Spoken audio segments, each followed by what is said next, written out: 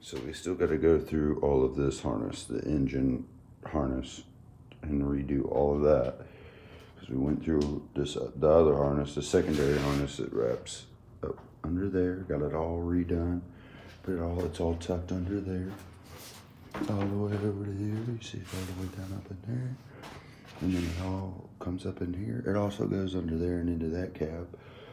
Right there and into all that. Tidied that up.